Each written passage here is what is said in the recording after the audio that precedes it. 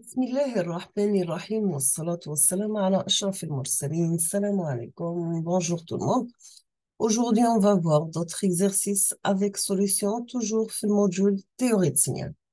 On va commencer par l'exercice numéro 1. Dans cet exercice, on vous demande de déterminer la classe énergétique des signaux suivants. Donc, déterminer la classe énergétique des signaux suivants. On va commencer par le premier signal, c'est bien x de t qui est égal à t par l'échelon u de t. Deuxième signal, c'est bien y de t qui est égal à 2 fois rec de t sur 2.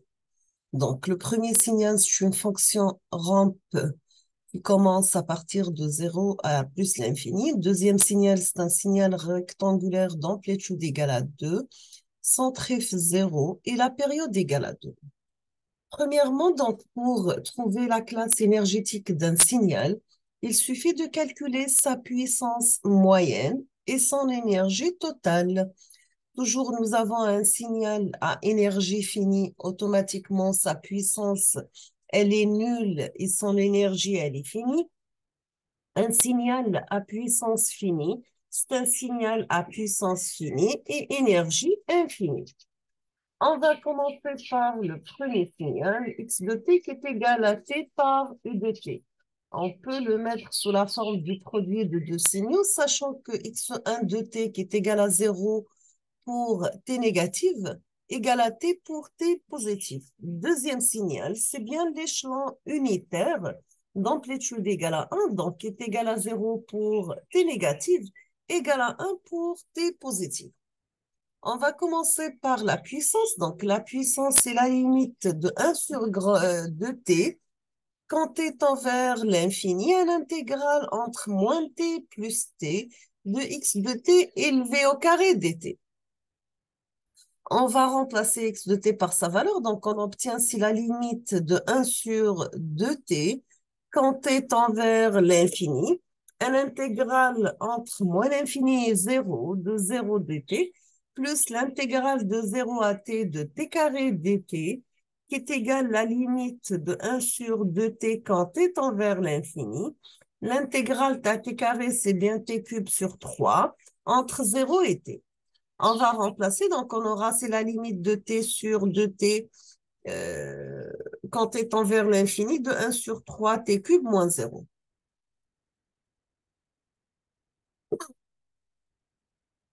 Pardon. Après simplification, on aura que la puissance qui est égale à la limite de 1 sur 2t quand t tend vers l'infini de 1 sur 3 par t cube moins 0. Donc, c'est la limite. Donc, on va simplifier t cube avec t, ça reste t carré. Donc, c'est la limite de t carré sur 6, parce que 3 multiplié par 2, ça donne 6, quand t tend vers l'infini, égale à l'infini. On passe maintenant au calcul d'énergie. Donc, l'énergie, par définition, c'est un calcul d'intégrale entre moins l'infini plus l'infini de x de t élevé au carré dt. Donc, c'est l'intégrale de moins l'infini à 0 de 0 dt plus l'intégrale de 0 à l'infini de t carré dt. L'intégrale de t carré, c'est t cube sur 3. Entre 0 et l'infini, ça donne l'infini. Donc, nous avons trouvé que la puissance égale à l'infini, l'énergie égale à l'infini, ce qui implique que notre signal x de t n'appartient à aucune des deux classes suivantes. Parce que nous avons les deux classes, soit un signal à énergie finie, donc la puissance elle est nulle et l'énergie elle est finie, ou bien à puissance finie, donc la puissance finie, l'énergie infinie. Nous avons trouvé que l'énergie est infinie et la puissance, elle est infinie. Donc, notre signal x de t n'appartient à aucune des deux classes. On passe maintenant au deuxième signal, y de t qui est égal à 2, rect de t sur 2. Donc, nous avons que notre signal d'habitude rectangulaire d'amplitude égale à 1, centré 0, la période égale à 1 et centré, donc l'amplitude égale à 1, centré 0, la période entre moins 1 et plus 1. Mais pour notre signal rect de t sur 2, donc l'amplitude égale à 1 entre moins 2 et 2. On appelle ça y de t. Donc, on va commencer par calculer son énergie totale de notre signal y de t. Donc, c'est l'intégrale de moins l'infini à plus l'infini de y de t élevé au carré dt. On va remplacer les bornes d'intégrale. Donc, c'est l'intégrale entre moins 2 et plus 2. Et y de t égale à 2 élevé au carré, ça devient 4 au carré dt. Donc, c'est 4t entre moins 2 et plus 2. T plus 2 moins 2, c'est 4. 4 multiplié par 4, ça donne 16 joules. Dans ce cas, nous avons un signal à énergie qui est fini. On passe au calcul de puissance. Donc, pour la puissance, c'est la limite de 1 sur 2t quand t tend vers l'infini. Un intégral entre moins t et t de 4 dt. Toujours, nous avons un signal à énergie finie. Automatiquement, sa puissance moyenne, elle est nulle.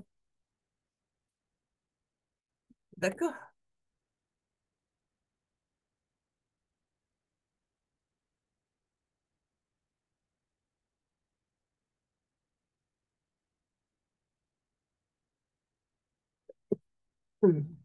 Pardon, donc on passe maintenant un petit rappel sur la partie paire et impair d'un signal quelconque. Nous avons toujours pour n'importe quel signal, mais il doit être continu quelconque, peut être décomposé en deux signaux. Nous avons l'un pair et l'autre impair. Donc, si vous avez x de t un signal continu quelconque, xe de t, c'est sa composante paire. Et on appelle x0, par exemple, c'est sa composante impaire. Dans ce cas, notre signal x de t peut s'écrire sous la forme suivante. X de t, le signal continu quelconque, c'est la partie paire, c'est la composante paire du signal, plus la composante impaire du signal.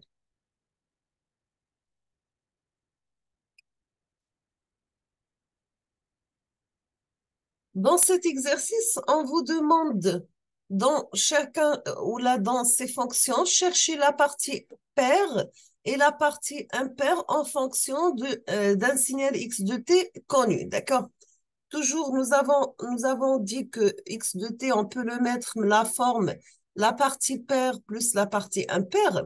Et pour trouver la partie paire ou bien impaire, on va remplacer t par moins t. Donc, pour calculer x moins t, ça donne x paire de moins t plus x impaire de moins t. X de moins t, donc la partie paire, ça reste, donc le moins et à plus, donc c'est tous les x paires de t. La partie impaire, c'est moins x0 de t. Et donc, on appelle ça la formule numéro un et ça la formule numéro 2. On peut, premièrement, on va additionner un plus 2, ce qui donne à x de t plus x de moins t, c'est donc deux fois la partie paire de notre signal. Donc, pour trouver la partie paire d'un signal, il faut appliquer la loi suivante. Donc, ça sera 1 demi x de t plus x de moins t. Maintenant, si on va faire la formule numéro un moins la formule numéro 2, donc on aura x de t moins x de moins t, ça sera deux fois la partie impaire du signal. Donc, la partie impaire du signal est calculée de la façon suivante. Donc, est égal à 1 demi de x de t moins x de moins t. D'accord? On passe à notre exercice. Dans cet exercice, on vous demande de calculer la puissance moyenne et l'énergie totale des signaux suivants. Donc, calculer la puissance moyenne et l'énergie totale des signaux suivants. Vous avez le premier signal x de t qui est égal à 2 cosinus de oméga 0 t plus 45 degrés plus 3 sinus de oméga 0 t plus 45 degrés. Deuxième signal qui est égal à 2 plus 4 sinus 3 oméga 0 t plus 35 degrés. On va s'arrêter ici aujourd'hui. On termine la suite dans la prochaine vidéo, Inch'Allah. Donc, je vous remercie infiniment pour votre attention. Comme toujours, n'hésitez pas si vous avez des questions. Et à la prochaine vidéo, Inch'Allah. Merci.